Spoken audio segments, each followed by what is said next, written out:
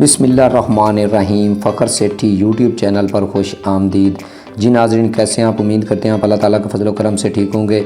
नाजरीन, आज का जो हमारा टॉपिक है, दरियाए सतलुज पर जो पत्तन दुल्ला आकू का साहू का पत्तन है, इस पर हम आज बात करेंगे।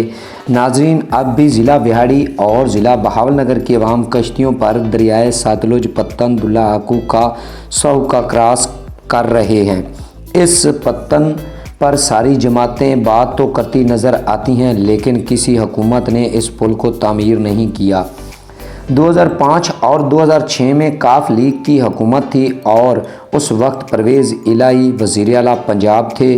तो परवेज़ इलाही यहाँ पर आए थे और यहाँ पर माता जेडू के बिल्कुल करीब रोड पर पुल की तख्ती लगाई गई थी और पुल की इफ्तिताई, और कुछ दिनों सालों में वो तख्ती भी गुम हो गई और आखिरकार इसी तरह आज 2024 आ गया, लेकिन पुल तामीर ना हो सकी।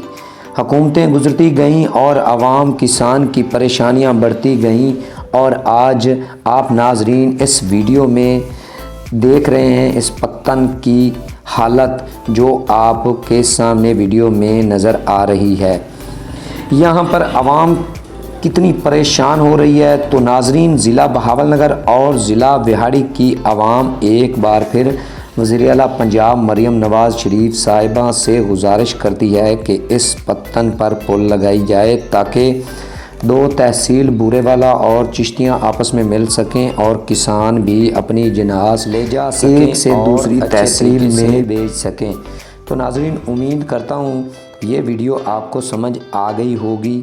अगर मज़ीद ऐसी वीडियोस देखना चाहते हैं तो हमारे चैनल को सब्सक्राइब कर लें, और वीडियो अच्छी लगे तो लाइक कर लें, और इस वीडियो को ज़्यादा से ज़्यादा शेयर करें कि हुकूमत के कानों तक ये ख़बर पहुँच जाए।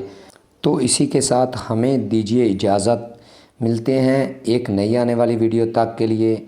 उस वक्त तक के लिए इजाज़त दीजिए। अल्लाह हाफ़िज़। पाकिस्तान ज़िंदाबाद।